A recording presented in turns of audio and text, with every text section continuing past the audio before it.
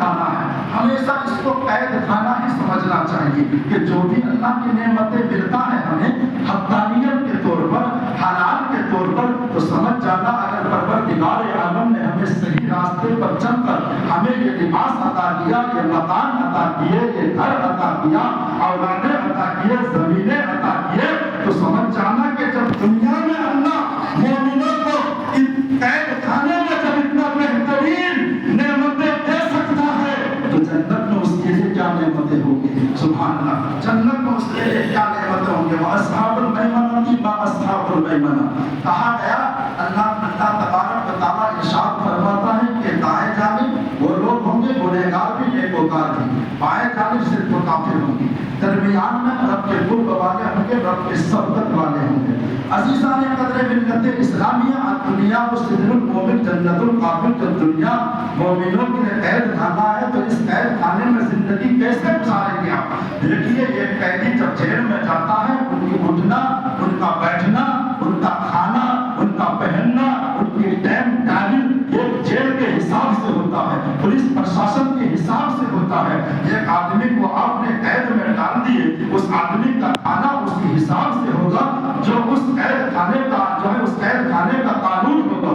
ان کا لباس اسی حساب سے ہوگا جو قید خانے کا جو ہے قانون ہوگا. ان کا بیٹھنا اسی حساب سے ہوگا جو قید خانے کا قانون ہوگا. ان کا پینا اسی حساب سے ہوگا جو قید خانے کا قانون ہوگا. مومنوں، تمہارا دنیا جب قید خانہ ہے تو پھر یہ قید خانہ کس کا ہے؟ یہ مصطفیٰ جان رحمت کا ہے. اللہ مصطفیٰ جان رحمت کا ہے. ہم نے ہماری زندگی کی ابتدا عالم ارواح سے ہوئی. حکم ہوا عالم ماں کی پیٹ باپ کے ظلم میں آئے، پھر حکم ہوا ماں کی پیٹ میں آئے، پھر حکم ہوا دنیا میں آئے، پھر حکم ہوا قبر میں پہنچے.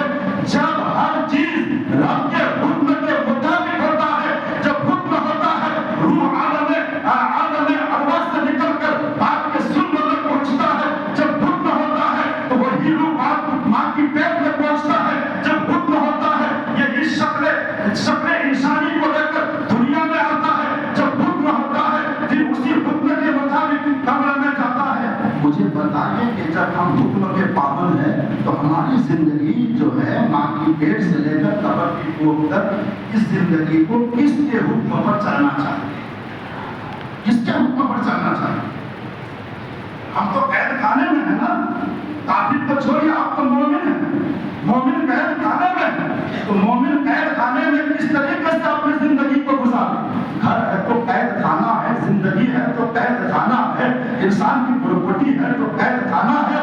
اسی لیے مصطفیٰ نے قانون لاگو کر دیا. مومنو، تمہارے لیے قانون اس لیے ہے کہ تم قید خانے میں ہو. اگر اس قید خانے میں مصطفیٰ کے حکم کی اتباع کے مطابق زندگی کو گزار دیے تو پھر جنت میں جو تم ارادہ یہاں تم ارادہ کرو گے، تم صبح ارادہ کیا میں قاری لینا چاہ رہا ہوں، مشکل ہوگا. اس ارادے کی مکمل ہونا آپ کے لیے ضروری نہیں ہے. آپ نے رات کو ارادہ کیے مجھے صبح بنگلور چلنا ہے، اس کے درمیان میں موت آ گئی، بنگلور کا سفر منقطع ہوا، ہمیں 2026 کو عمرہ کرنا ہے، اس کے درمیان میں کوئی رکاوٹ آ گئی، آپ کے عمرہ کا سفر منقطع ہوا.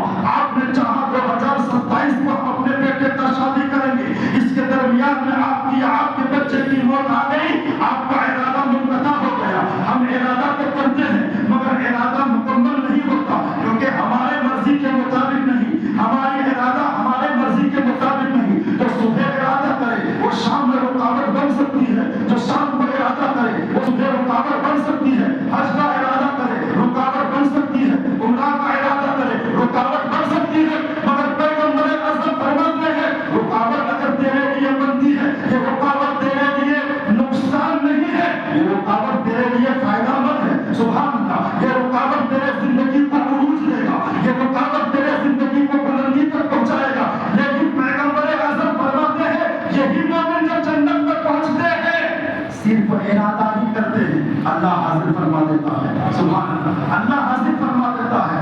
صرف ارادہ ہی انسان کرتے ہیں، اللہ حاضر فرما. تو کیا پتا چلا دنیا قید خانے کے حساب سے اور جنت اللہ کے رسول نے فرمایا جو آپ کی مرضی، جو چاہو وہ کر، جو چاہو وہ کرو. تو عزیزان قدر ملت اسلامیہ، माह हिजरी के महीना जो हम लोगों के निगाहों के सामने अभी बिल्कुल जो है आने वाली है, कुल इन्ना सलाती व नुसुकी व महयाय व ममाती लिल्लाहि रब्बिल आलमीन।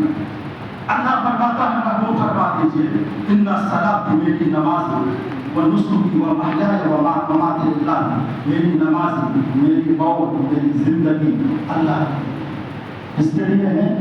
अल्लाह के लिए। अब जब बकरीद का माहौल आ रहा है हमारी निगाहों के सामने, जानवरों का माहौल, बकरीद में बकरियों का माहौल, हमने इस बकरीद की त्यौहार को एक फैशन की तौर पर देखा कि मुसलमान जब गोश्त खरीदने जाते हैं तो हलाल, अब देखना भी चाहिए कि हलाल है कि नहीं, मगर मुसलमानों जब हम बकरे का गोश्त खरीदने जाए या गाय का गोश्त खरीदने जाए या ऊँट का गोश्त खरीदने जाए या मुर्गियों का गोश्त खरीदने जाए, हम पहले चीज को परखते हैं और परखना भी चाहिए कि हलाल है कि नहीं। मगर ये मेरा मशवरा ये है कि आप कसाई में हलाल पता करने से पहले गाय को कटने वाला हलाल है कि हराम है उसको पता करने से पहले ऊँट को किसने काटा, ज़बह किसने किया, हलाल है कि हराम, मुर्गी को पता करने से पहले हलाल है कि हराम, इन तमाम चीजों से पहले गाय के दुकान में पहुंचने से पहले, चिकन सेंटर में पहुंचने से पहले, ऊँट की गोश्त खरीदने से पहले आप अपने घरों में अपने जेब के पैसे को चेक दीजिएगा कि ये हराम है कि हलाल है, ये हराम है कि हलाल है। आप अपने घर में अपने पैसे पर चेक कीजिए, इसमें किसी यतीम का हक मारा हुआ तो नहीं है, इसमें किसी भाई का हक मारा हुआ तो नहीं है, इसमें किसी बहन का हक मारा हुआ तो नहीं है। अगर आपकी जेब में पैसा ये दिरहम भी हराम ना हुआ और उस जानवर को सिर्फ इस मस्जिद के इमाम को क्या बगदाद के गौसे आजम भी हलाल कर दे और आपकी जेब में एक दिरहम भी हराम ना हो, कयामत तो आ सकती है, मगर वो गोश्त आपके लिए हराम नहीं हो सकता, हलाल नहीं हो सकता। इसीलिए बकरीद का माहौल, जानवर को खरीदने से पहले देखिए इस पैसे में कभी भाई का हक दबा हुआ तो नहीं है, हक करने से पहले ये देखिए इसमें कभी हमारी बहन का हक दबा हुआ तो नहीं है, गाय काटने से पहले ये देखिए इसमें किसी यतीम का हक दबा हुआ तो नहीं है। दुनिया देखेगा आपने बकरा 50,000 का काटा, दुनिया देखेगी आपने 40,000 का गाय काटे, दुनिया देखेगी आपने 70,000 का ऊँट काटा, ये दुनिया की नजरों में है, मगर आपका पैसा अगर ये दिरहम भी हराम है तो दुनिया को देखेगी कि आपने काटा, मगर रसूलुल्लाह देखेगा कि आपने हराम किया, आपने हराम किया।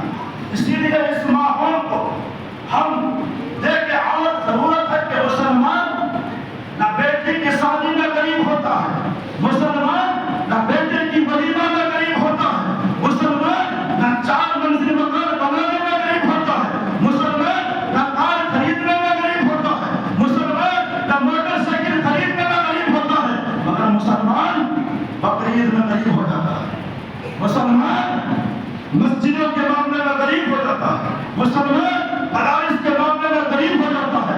तो दोस्तों, आप लोगों के लिए मशवरा यह है कि आप वलीमा आपके ऊपर सुन्नत है, आपके ऊपर क्या है? सुन्नत है। 4 मंजिल मकान बनाना आपके ऊपर वाजिब नहीं, कार खरीदना आपके ऊपर वाजिब नहीं, मोटरसाइकिल खरीदना आपके ऊपर वाजिब नहीं, 10,000 का सूट पहनना आपके ऊपर वाजिब नहीं, मगर कुर्बानी आपके ऊपर वाजिब है। कुर्बानी क्या है? आपको वाजिब है। और वही हम लोग सारा हिसाब मुसलमानों का बकरीद में निकलता है, मेरे पास उतना हो पा रहे हैं, इतना हो पा रहे हैं, इतना हो पा रहे हैं, मैं कर्जदार।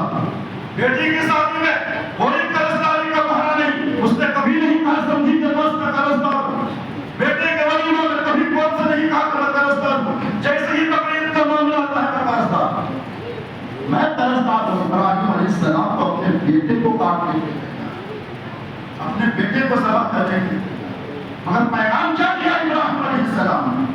पैगाम वही दिया कि मुझे मोहब्बत थी अपने बेटे से, और अल्लाह ने कहा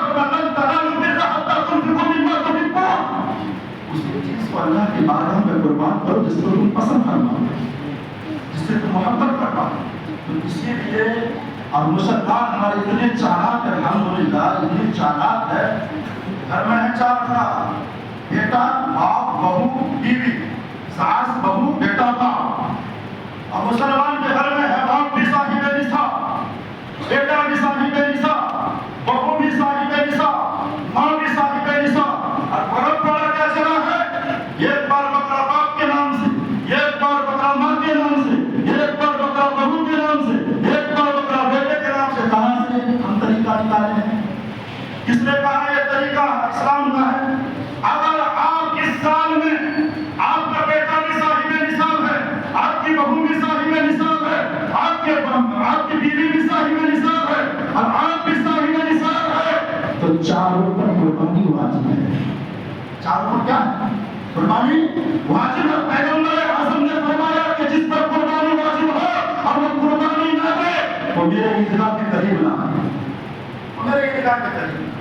تو میرے دوستو یہ عبادت غربت والا نہیں، مگر اللہ فرماتا ہے مگر 10ویں جزء سے لے کر 12ویں تک مجھے پھول بہانے جیسی عبادت بہت پسند ہے، سبحان اللہ، بہت پسند ہے۔